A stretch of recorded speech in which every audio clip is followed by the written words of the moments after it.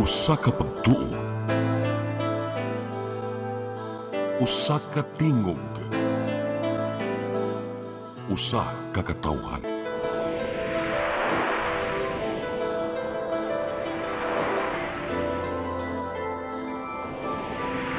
Cebu Catholic Television Network.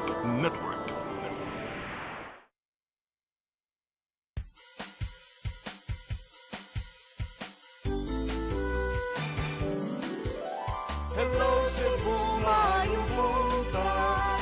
Yaksunta ang kahayag nga nagsulid sa matuod, nadagan sa panghitabo. Hello Cebu, maayong buntag Pinoy.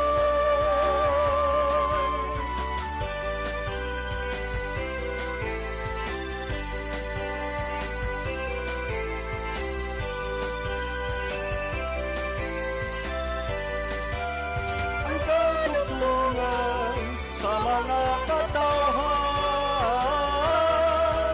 Hello Cebu, hello Cebu, maayong buntag Pinoy, maayong buntag Pinoy, maayong buntag Pinoy.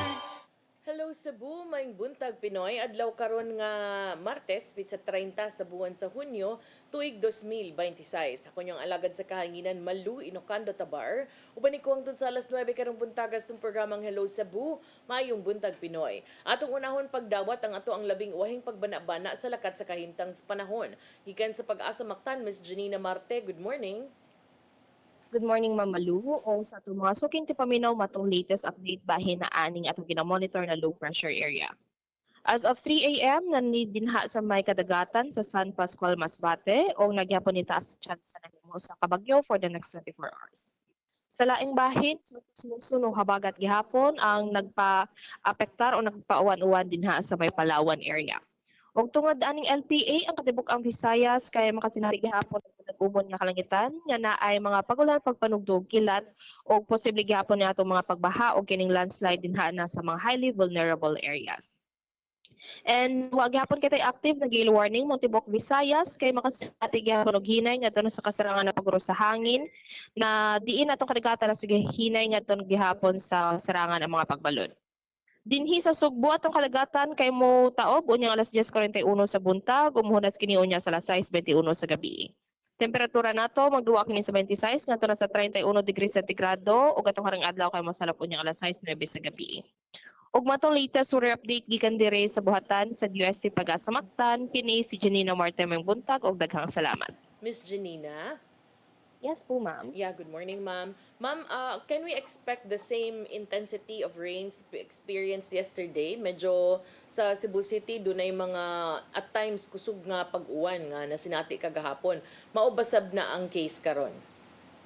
Karon ma'am, kung para gahapon kay improving water na kita dinhi sa may Central Visayas, Negros Island region o Eastern Visayas, though di pud niya nato i-root out na usahay na mga mulalabay na mga moderate to at times heavy na mga pag-uwan-uwan.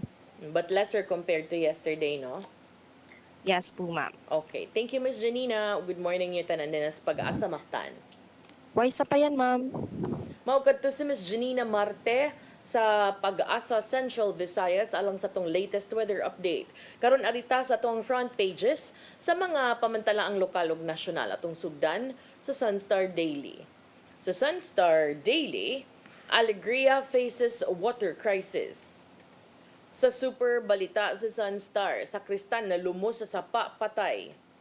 Sa The Freeman, amid worsening water crisis, Alegria declares state of calamity.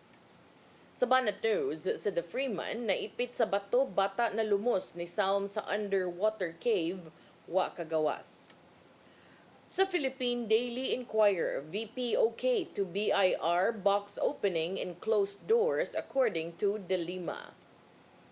Sa Philippine Star, Bonoan accepted as state witness. Sa Manila Bulletin, World Bank okays record $1.02 billion Philippine loan. Ug sa Tempo, Zamboanga slaughter, mom, kids massacred inside home. Mao katong front pages sa mga pamantalaang lokal ug national. Sa mong pagbalik mo ipadangat kaninyo atong mga balita. Please stand by. Hello Cebu, hello Cebu, maayong buntag Pinoy, maayong buntag Pinoy, maayong buntag Pinoy. Discover the beauty of the Philippines.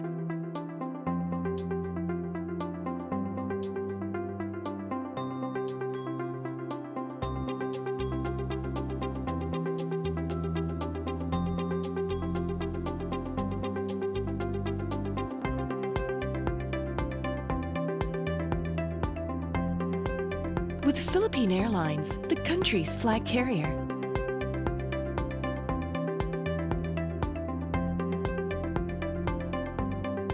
The airline that lets you feel the warmth of the nation.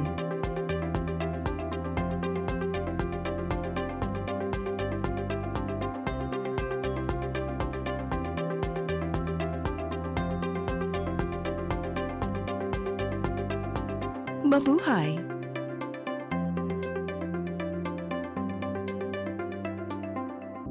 Ito po ang programa na hatid sa inyo ng OzoneMed Wellness Clinic kung saan ibabahagi ng mga doktor ang kanilang kaalamang medikal tungkol sa inyong kalusugan. Minsan nami-misdiagnose, ovarian pala yun, pero ang presentation parang appendicitis. No? Sinasabing degenerative diseases, kadalasan ani iniisip ng mga tao no nga kaliwat ninyo ka na arthritis, kaliwat nga na ay rheuma dok. Pero unsa ba gyud ka big, unsa ba kalawak ang ibig sabihin nitong degenerative diseases dok? Yeah. So yung buong katawan, as we age, as we use it lagi, talagang dahan-dahan masisira yung mga cells, mga tissues, yung organs natin, dahan-dahan masisira yun siya. In our age today, it is very important that we have to really value yung aging process na to. Toxic na lang yung pinag-uusapan natin, but gaano ka-importante this time? Yung mga tao dapat sila educated about these changes ng global health. It is not the infectious disease that predominate. It is the non-communicable disease or chronic diseases. Sa New Start, we believe na ang pinakamalakas na patunay ng healing ay ang mga boses ng taong nakakaranas nito mismo. Tinignan ng OB, sabi niya, cervical cancer daw. Inisip ko, ang Panginoon, hindi naman ako pababayaan. Diba sabi niya, by His stripes, I am healed. OzoneMed Wellness Clinic New Start. Mapapanood every Saturday, 8 to 9 a.m. Og ang replay airing matag Miyerkules 1:00 hangtod 2:00 sa hapon. Dinhilang sa CCTN Channel 47.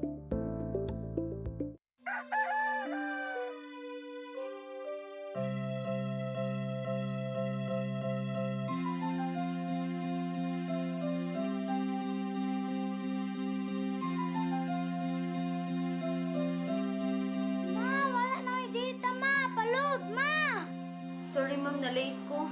Nangita pa mong gusto para internet sa kong anak ma'am. Ay, wala na yung problema. Pag sinisibo! Sinisibo, sinisibo. For your internet connection, And for the signal of your cable TV. so fast and straight, the transmission to your home. Sinisibo! Sinisibo, sinisibo. Offers you to have fiber optics. For your viewing experience, perfect and clear so far. So great and affordable for you to enjoy. Cine Cebu Television Network Incorporated offers fiber to the home broadband internet. Bundled with fiber to the home cable TV connection. Cine Cebu Television Network Incorporated. With its operation in Metro Cebu and the whole province of Cebu soon. And affordable for you to enjoy. Sinisibo!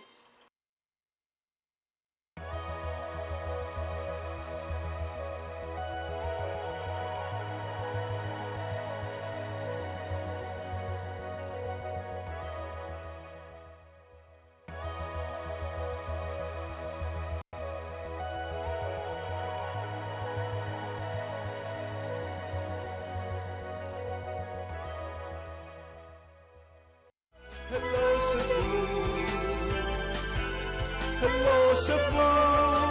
Maayong buntag Pinoy, maayong buntag Pinoy, maayong buntag Pinoy.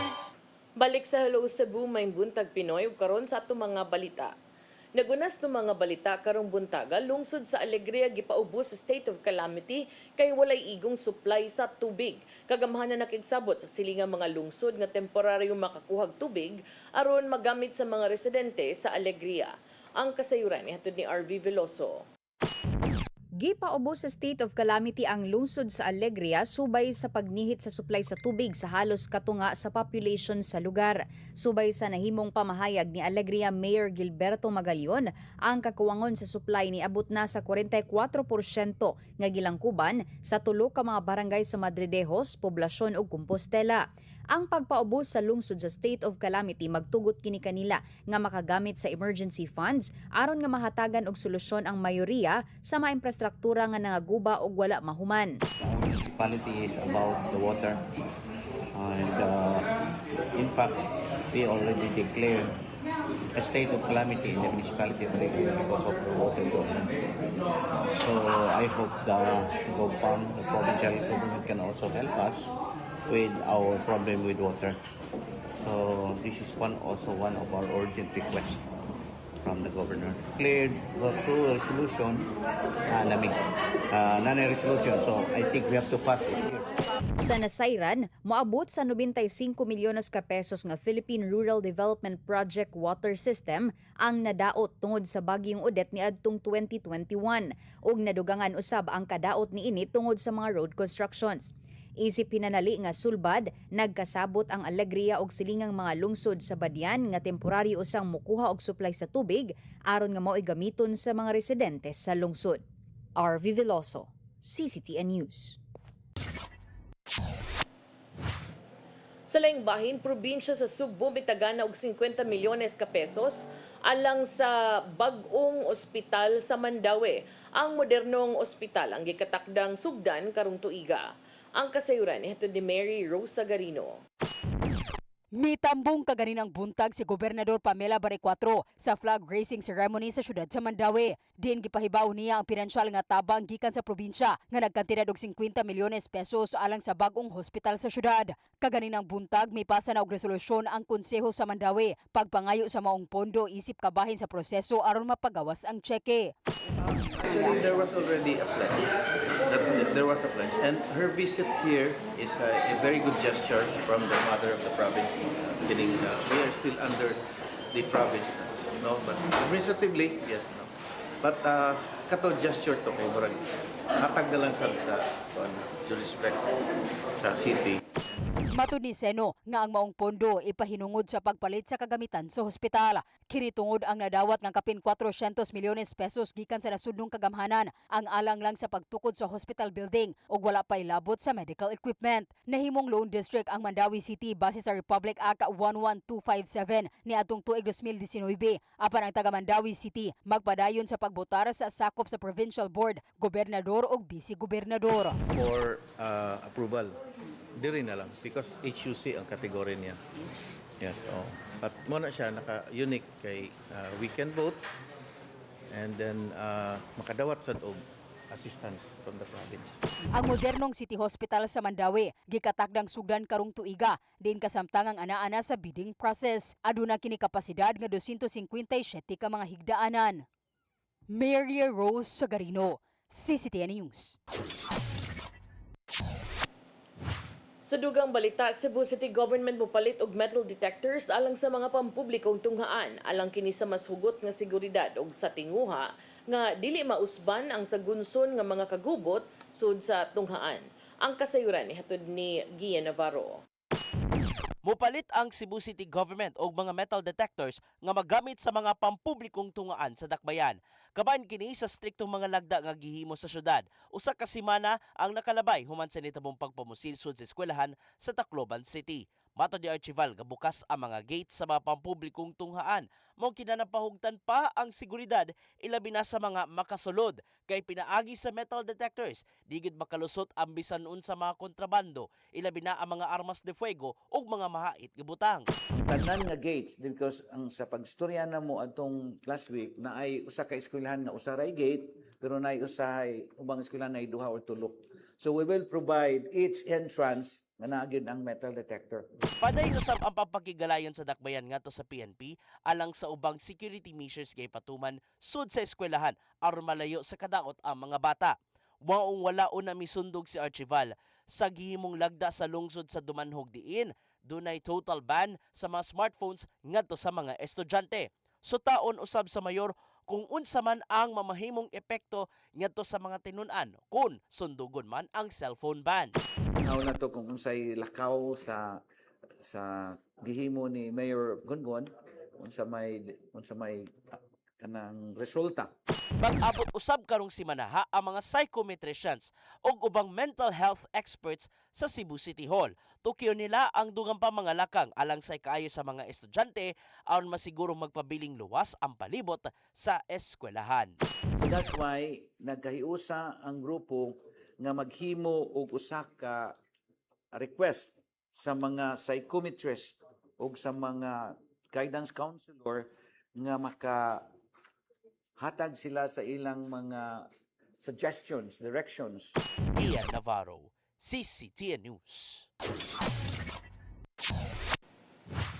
Sa dugang balita, Mayor Nestor Archival may abi-abi sa bagong hepe sa Cebu City Police Office. May pasalig ang bagong police director nga matupngan ang mga nahimo sa kaniadtong liderato alang sa kalinaw sa dakbayan. Si Gian Navarro mubalik sa report. Formal nang gipaila nga kang Mayor Nestor Archival og sa mga media ang bagong pangulo sa Cebu City Police Office nga si Colonel Ricky Cabading Sumalde. Siya ang mipuli kang Colonel George Ilanan nga ginilibuhan una sa katungdanan. Isip kaban sa pagtunol sa liderato atol sa courtesy call. Gipasalamatan ni Archival si Ilanan tungod sa gipanghimong mga lakang alang sa maayong seguridad sa dakbayan. Gikan kini sa mga dagkong kalihukan sama lang sa Sinulog Festival ug ASEAN Summit hangtod na sa pagsumpo sa bisan unsa mga ilegalidad. His commitment to maintaining peace and order, fostering community partnership, and upholding the highest standards of public service has greatly contributed to the safety and well-being of the people of Cebu City. Dako ang pasalamat ni Colonel Ilanan ngadto sa mayor tungod sa naangkong hilabihang suporta gikan sa city government. Gikan kini sa tabang hangtod na sa ubang mga panginahanglanon alang sa kaluwasan sa syudad. Nagkakaroon yung atog dako kayo og suporta gikan sa tong city mayor and the vice mayor and the city council to fill up sa kakulangan namo. And we exceeded sa among expectation. Ang amo lang tadto malower namo ang crime rate during the Sinulog celebration. May pasalig usab si Colonel Sumalde nga kung mahimo matupngan ang gihimo sa kaniadtong liderato sa kapulisan sa syudad. Maong kinahanglanon niya ang suporta sa tanang sektor aron magmalungtaron ang kalinaw tibuok syudad. Ilabi na nga nag-una ang Cebu City Police Office sa mga top performing police offices sa rehiyon ug sa nasod. Yung mga accomplishment niya po sa law enforcement operations ay nakikita kong mataas ang standard and mataas din po ang standard na hahabulin ko. Gikatakdang ito usab sa bagong city director ang kasamtangang mga proyekto tali sa kapulisan ug sa city government. Subay kini sa tinguhan ni Archival nga mapabiling maayo ang relasyon ngadto sa kapulisan sanglit epektibo man ang kasamtangang security measures nga gipatuman sa PNP ngadto sa syudad. Niya ikaduha nga iya unta nga ipadayon because we understand nga epektibo kaayo ang gihimo ni Colonel George. Sa mo na akong hangyon siya nga we will continue the list of projects nga gihimo ni Colonel George. Gian Navarro, CCTN News. Sa atong katapusang balita, usa ka e-tricycle driver gidulitan pagpusil patay gamit ang pugakhang ni adtong Biyernes sa gabi sa lungsod sa Cordova. Tulo ka mga suspetsado daling nadakpan sa gilusad nga manhunt operation sa kapulisan sa maong lungsod. Ang kasayuran ihatod ni Arnold Bustamante.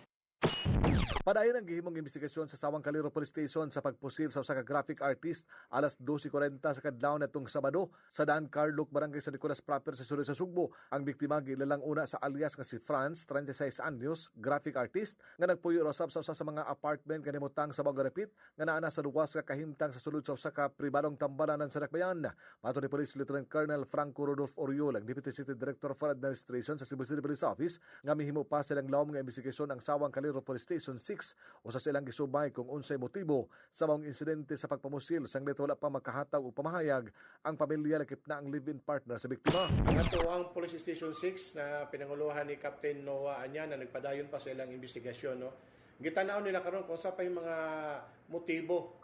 No? Kaya pagkakaroon wala pag konkreto na gihatag ang pamilya, ang live-in partner pero ang biktima kay pagkakaroon wala pag sila nakita gyud na kana posibleng motibo ba. Ilang gitanaw sa investigasyon sa pagkakaroon ang may kalabutan sa trabaho sa biktima nga usa ka graphic artist, personal nga atraso ug uban pa nga pribado nga kalimigitan niini.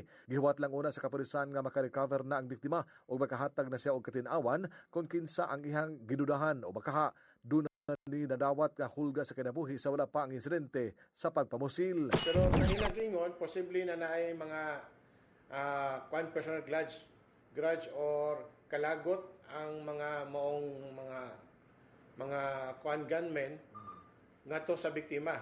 Pero wala pa gyud gihatag sila sa saktong impormasyon kung sa iya ba ning related sa trabaho being a graphic artist or sa ila barong mga uban pa na mga private affairs. Gidulitan sa pagpusil patay gamit ang pugakhang ang usa ka e-tricycle driver sa kauban ning e-tricycle driver alas 8:28 sa gabi nitong Biyernes sa Katarman 2, Barangay Katarman sa lungsod sa Cordova.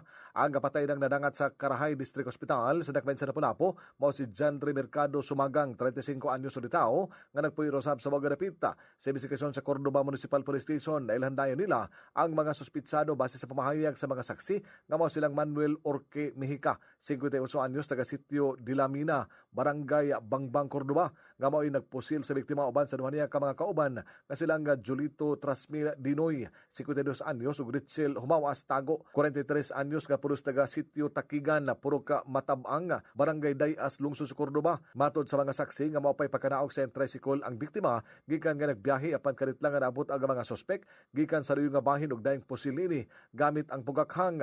Human sa insidente dali nga nanibat ang mga sospek sakay sa dala nila nga tricycle palayo sa Bagarapita. Milusoday ng manhunt operation ang kapulisan sa lungsod sa Cordova ug pagkalas 9:40 sa gabi sa susamang pitsa nadakpan nila ang tulo ka mga sospek ug nakuha usab ang gigamit ka pugakhang. Lagip sa nasakmit ang upat ka bala sa 12 gauge shotgun ug usa ka basiyonini, sling bag ug ang usa ka Kawasaki 100 nga tricycle nga dunay plate number nga G109AC nga gisakyan nila sa pagsibat. Gituoan sa kapulisan nga gisundan sa mga sospek ang biktima hangtod nga naabot kini sa dapit din siya dito gipusil. Dugang sa nigawas nga investigasyon na suta nga silang Sumagang og Mejica, dugay na nag-away human nga gikawat sa biktima ang tricycle sa suspitsado. Nasakpan sa suspitsado ang biktima nga gibaligyan ini ang iyang tricycle dito na sa Dakbayan sa Danao ug gadunaw sab ni kaso sa pagpangawat. Gawas nini matod sa hepe sa Cordova Municipal Police Station, Police Major John Calib Sanchez nga mopadawon pa silang investigasyon kung unsa pagyud ang hinungdan nga nang misangpot ngadto sa pagpatay sa suspitsado ngadto sa biktima. Gikustoryan sa Cordova Municipal Police Station ang mga sospek ug giandam na ang kasong murder. Arnold Bustamante, CCTV News. Mao katong mga balita nga nahipos tong kaubanan sa CCTN News and Public Affairs Team. Inyo katong nakita kagapon sa mga balita sa Sayre 47 pero karong buntaga medyo wa nagkadimao ang katapusan nga mga balita kay medyo naglibog gamay ang atoang newsroom. Mubalik ta karong taud-taud ug sa atong pagbalik mga paghiskot-hiskot. Please stand by. Hello Cebu, maayong buntag Pinoy, maayong buntag Pinoy, maayong buntag Pinoy. Discover the beauty of the Philippines.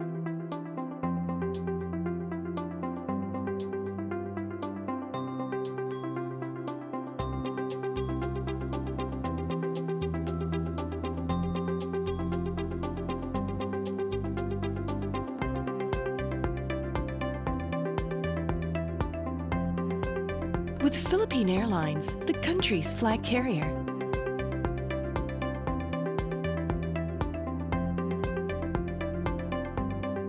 The airline that lets you feel the warmth of the nation.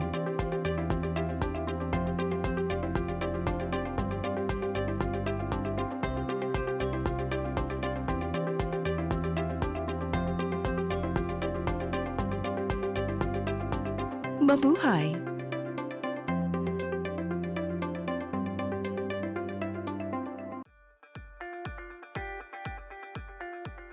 Congratulations! Nunito Tatay Dodong A. Lemchua, awarded as Cable TV Maverick, Father of Cable TV in the Philippines, given by Philippine Cable and Telecommunications Association Incorporated, PCTA, from Phil Products Group of Companies.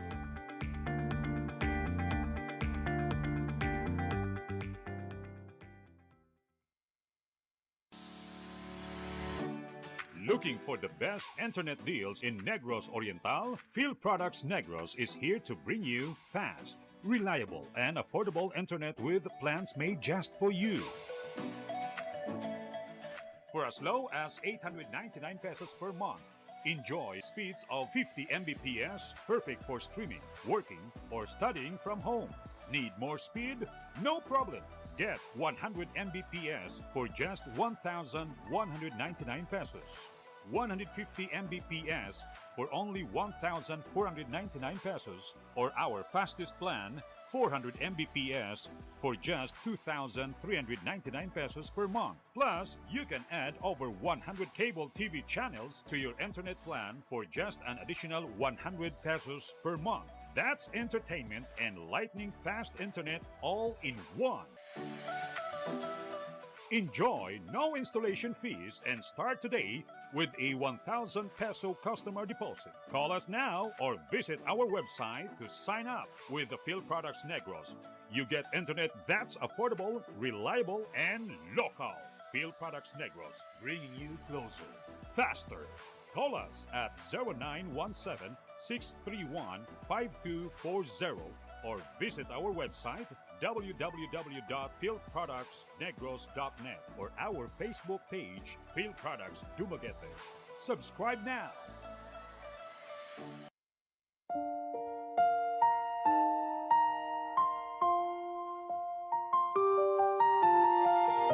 Gugma mo, paglaom ko. Usa ka misyon sa gugma ug paglaom alang sa ato ang mga igsoon. Nga halos nawad ana og pagtuo sa ilang kaugmaon, daghan kanila ang nag-antos sa kalisod ug kasakit. Apan pinaagi sa gugma sa Ginoo, atong gipakita nga adunay mga tawo nga andam mutabang sa mupadayon ug paghatag ug paglaom. Ang tinuod nga gugma walay pili, bata man, tigulang, pobre man o adunahan, bisan pa sa mga mananap nga nagkinahanglan o kaluoy o pag-atiman. Kutob sa atong mahimo, magtinabangay kita sa paghatag o kahayag sa ilahang kinabuhi. Busa, mga igsoon, hinahot nga ablihan nato ang atong kasing-kasing sa pagtabang sa uban. Ang inyong gamay nga tabang mahimo ng dako nga paglaom alang sa nanginhanglan. Kamo mahimong instrumento sa gugma ug panalangin sa Ginoo. Kini ang programa nga Gugma Mo, Paglaom Ko. Daghang salamat ang inyong alagad si Miss J.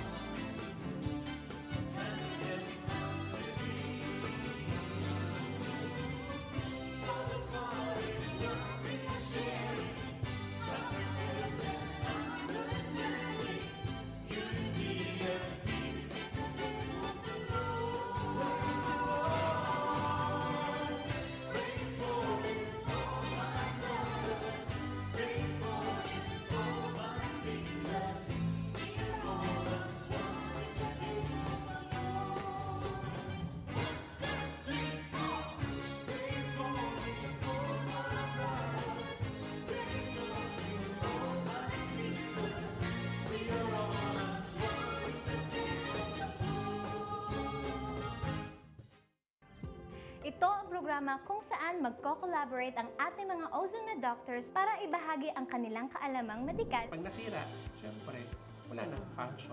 Yun ang, doon pumapasok yung mga, ano yung action ng ozone therapy. The blood carries that oxygen. Matag episode, among ipaambit ninyo ang mga healing testimonies. Hindi na ako makapagtrabaho, hindi na ako, talagang wala na, kaiga na lang ako. Dahil sa ozone therapy, gumaling ako. This is your path to a new start. Ozomed Wellness Clinic New Start. Napapanood every Saturday 8 to 9 a.m. Og ang replay airing matag Miyerkules, 1:00 hangtod 2:00 sa hapon. Dinhilang sa CCTN Channel 47. Hello, Cebu. Hello, Cebu. Maayong buntag Pinoy. Maayong buntag Pinoy. Maayong buntag Pinoy. Balik sa Hello Cebu, may buntag Pinoy ug ning tura aritas tong paghisgot-hisgot atong unahon ang development sa nahitabo didto sa Tacloban diin dunay gipangpusil patay nga mga batan-on ug ang nagpusil mga menor de edad rasab. Ang latest base sa pagsusi sa Department of Social Welfare and Development, matud ni DSWD Secretary Rex Gatchalian nga ang mga social workers sa DSWD nasuta nila nga ang 15 anyos nga tinun-an nga usa sa duha ka mga suspetsado sa nahitabong pagpamusil patay dito sa San Jose National High School sa Dakbayan sa Tacloban, ilang nakita nga he appeared to have acted with discernment. Sa pakighinabi ni Secretary Gatchalian ngadto sa mga tigbalita sa Zamboanga City, iyang gibutyag nga kini maoy findings sa mga sakop sa DSWD ug kini karon ilahan na sab nga giduso ngadto sa korte tungod kay gi-file naman nino. Matud pa sa ilang assessment nagpakita nga ang 15 anyos nga suspetsado nakasabot sa nature sa iyang gibuhat ug nakasabot sad siya sa posible nga mahitabo tungod sa iyang gibuhat even before he did it. So naa siya'y kanang pagsabot ba nga unsay padulngan ani, unsay mahitabo ani kung ako gyud ning dayonon. Matud ni Gatchalian nga buot ipasabot kay bawo na siya kung unsa ang iyahang gibuhat. He knows exactly what he is doing. Matud sa DSWD Secretary nga ilang ahensya muduso sa ilang findings ngadto sa korte nga mauusab ang ultimately mo'y mosusi o mohukom kung unsa gyud ang kining angay nga ipahamtang nga silot o unsa sad ang sila sad ang muhukom kung unsa sad gyud ang tukma nga intervention nga paggahimuon alang sab sa mga suspetsado. So matud ni Senator Sherwin Gatchalian, makatabang ang ilang findings sa ilang social workers to determine the appropriate interventions alang sa duha ka mga minor de edad. Makuha niya ang resulta ug ilahang ma-analyze kung unsa man gyud ang nahitabo. Ngano man nga sila nakahimo sa ingon ani nga dugkadugoon nga krimen. Ug unsa sab ang angay nga intervention nga buhaton sa DSWD ug sa gobyerno ngadto sa duha ka mga minor de edad. Hinduman ang maong hitabo miresulta sa pagkamatay sa tulo ka mga tinun-an ug miangol usab og 20 pa ka mga tinun-an sa gitumbok nga one of the deadliest school shooting incidents sa nasod in recent years. Apan maulagi nagpadayon man tong mga lalis kung nganong ang 15 anyos ra, ang 14 anyos di, I am sure gipaubosad ni sa proseso sa mga sakop sa DSWD aron pagsusi usab kung unsa gyud ang angay nga ipahamtang batok niya. Unya taliwaan ning mga ingon ani nga insidente, nagkalain-lain sab ang response nga gihimo sa mga local government units. Kinumduman dito sa Dumanhog si Mayor Gungun Hika ni patuman og cellphone ban, pero lahi puto iya ipa-confiscate ang cellphone unya ikahuman uli ka end of the year raw. So murag na ay adjustments karon tungod usab kay wa man say balaod o national law nga nagmando ni ini. So I don't know kung unsay developments ana atong atangan unya, maybe later in the day na natay update. Kay kaganina nag-monitor ko, doon naman ito'y gihisgutan nga there will be some adjustments nga pagkahimuon sa gipatuman ni Mayor Gungun Hika dito sa Dumanhog. Samtang sa Cebu City, si Cebu City Mayor Nestor Archival mi pasalig sa mga ginikanan o sa mga magtutudlo nga ang safety sa mga tinun-an nagpabilin nga top priority sa iyang administrasyon bisan pa man karon kung ang city government nagtuon sad sa mga sugyot nga ipatuman sa mga tungaan sama sa cellphone ban nga gipatuman dito sa Dumanhog. Matud ni Mayor Archival, nakitagbo na siya sa Department of Education Cebu City ug sa Cebu City Police Office nga niadtong higayuna gipanguluhan ni Colonel Arnel Apod aron mo palig-on sa koordinasyon ug sa seguridad sa matag tunghaan. Pero karon bag-o naman ang nipuli, no? Bag-o na ang nipuli nga City Director sa Cebu City Police Office. So, basig ka nang ilasad ning i-continue kay momentoy ang giingon kaganina nga padayunon ang mga nasugdan sa ihang gipangpulihan. Matud ni Mayor Archival, ilaning palapdan ang seguridad sa mga eskwelahan, labi na nga naay nahitabo sa Tacloban. So, doon na sila yung mga nakita nga mga pamaagi sa pag-improve. Ang gibutyag ni Mayor Archival nga ang labing significant nga proposal nga ilang gitun-an karon maumatud pa ang pagbutang mga metal detector sa mga tunghaan.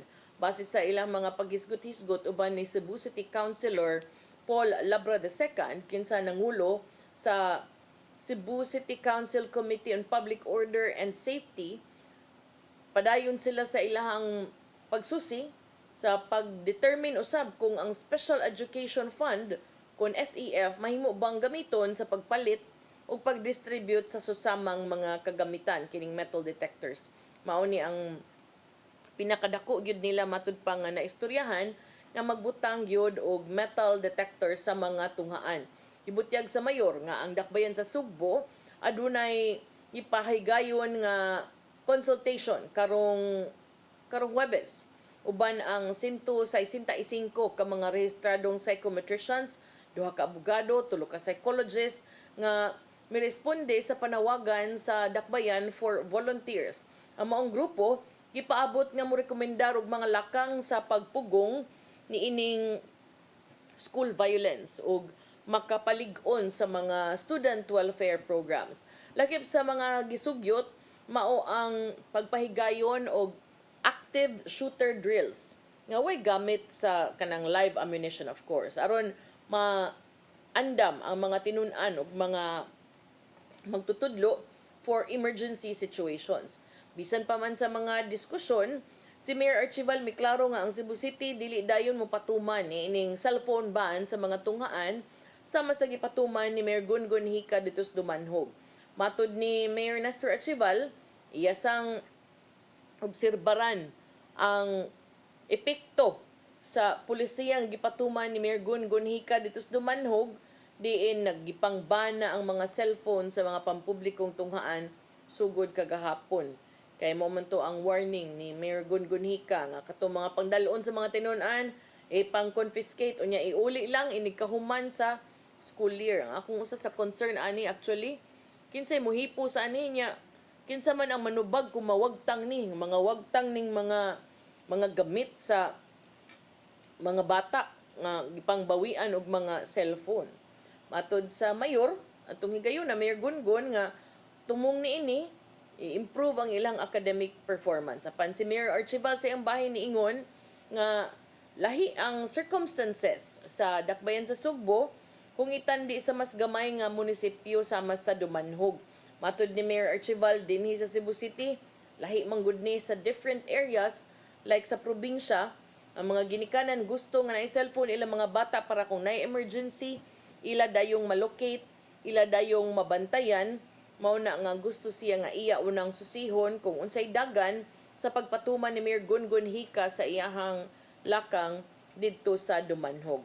Samtang gipaubos pa sa konsiderasyon kining pagpatuman og cellphone ban, si Mayor Archival mi butyag usab nga ang dakbayan padayon na sa ilang measures sa pagpalig-on sa school security, pinaagi sa pag-increase usab sa police visibility, mas hugot nga koordinasyon kauban sa Department of Education, pagpangonsulta sa mga mental health professionals ug posibleng pag-deploy sa mga technological safeguards sama ni atong metal detectors. Kung kuan po di ay, kung I think dili gyud siya cellphone gyud ang problema. I think the problem is the access of the students ngadto sa kining mga sites, di ba? Mo man to ilang gitan-aw usa sa hinungdan. Pero kung imuhang cellphone keypad lang, di sa siguro ka magtilibaba diha kung klase, di ba? So balik ra gyapon ta sa kanang paggamit ni ana panahon sa ting klase dili gyud allowed. Only before or during breaks or after maybe, no? Pero maingon kag metal detectors kana, I think okay na, but ang pangutana sa dinha, ingon ana ba ka, number 1, wa pay budget. So kung dili allowed sa SEF, asam ta manguha. Number 2, maapod ba ang tanang eskwelahan? Number 3, ug mo yung kag metal detector, magamit ra na sa muagi sa tubangan. Unya, what if itsa ang mga hinagiban og mga kining mga armas ngadto sa ibabaw na abi na mga kural, mubo ra ba nag mga kural, ang uban na pay mga kahoy pwede ra katkaton. So maybe the metal detectors would work, but maybe would be good also to add random checks every now and then sa mga tunghaan o sa mga gamit sa mga tinunaan. But I don't know if that's also okay. It would have to have consent kay bags ba na nila ilahabi ng mga gamit, no? So kana siya, kana maoy usa sa tan-awon. Arita sa dugang hisgutanan kay gamay lang tag oras adto tas kauluhan, ang Office of the Ombudsman ni basura sa rekomendasyon sa Department of Justice kabahin sa flood control related nga kaso batok ni Senator Joel Villanueva. Si Ombudsman Jesus Crispin Remulla niingon nga nakita nila nga medyo apiki kuwang ang DOJ case build up. Mao nga ang anti-graft body, ang ombudsman, niingon sila nga mas nga mupahigayon na lang sila ilang kaugalingon nga preliminary investigation sa di pa sila muduso sa kaso ngadto sa Sandigan Bayan. Murag kani sa part sa DOJ. Unya, ingon siya, we did not accept the findings of DOJ because we found the case build up lacking. So we have to conduct our own. Matod ni Remulla. Ilasab ning choice matod pa kung dawaton ba or dili ang trabaho sa DOJ tungod kay sila ga-delegate sa trabaho ngadto sa DOJ. Sa milabay nga buwan, si Remulla miingon nga ang flood control case ni Senator Villanueva, matod ni Remulla, is already ripe. Hinog na, pwede na isang ngadto sa anti-graft court matod pa. Atol sa ikaduha nga House Infrastructure Committee hearing niadtong September sa milabayng tuig, si kanhi Department of Public Works and Highways kon DPWH Assistant District Engineer Bryce Hernandez niingon nga si Senator Villanueva ni maniubra kuno og ni allocate og 600 million pesos ngadto sa First District sa Bulacan in exchange for a 30% nga cut.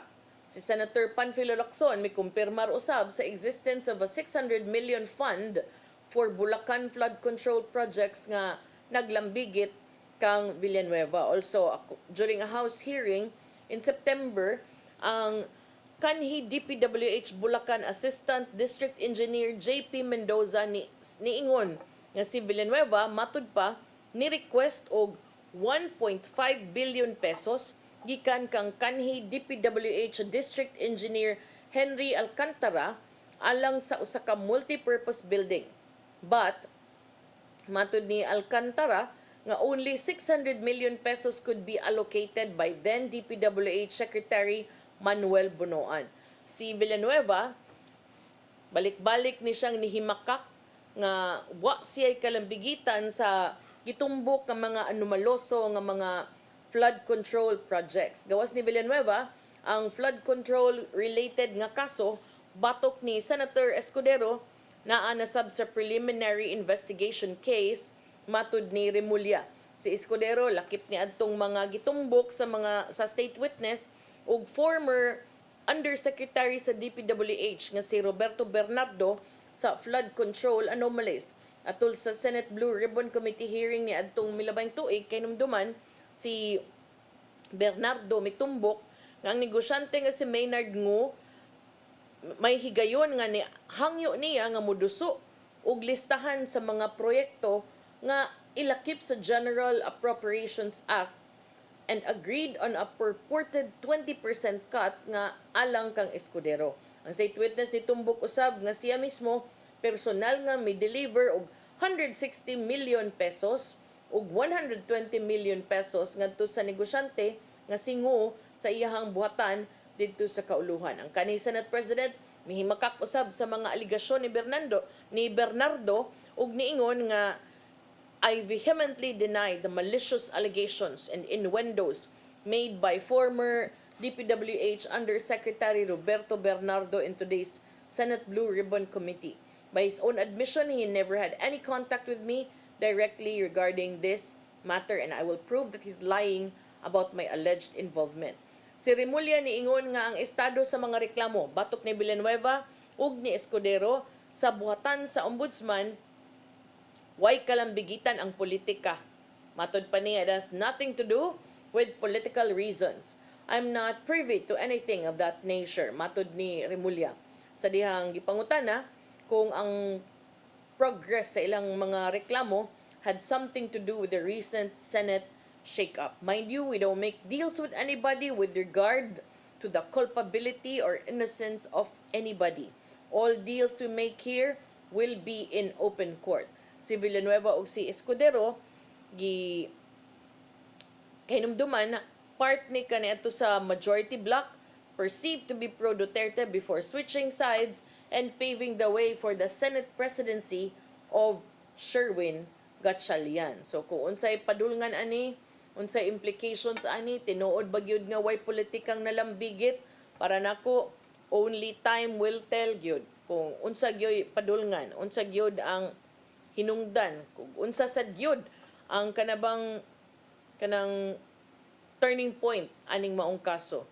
But it's good to hear nga naay progress, naglihok bisan og mga senador na ang mga gitumbok.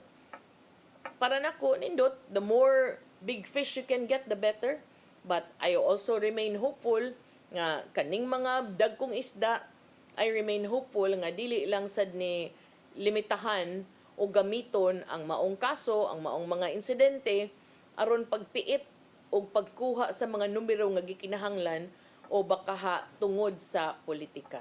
Wala tay oras tay padangat ang giandam ni Tatay Dodong aning pulong og kinabuhi.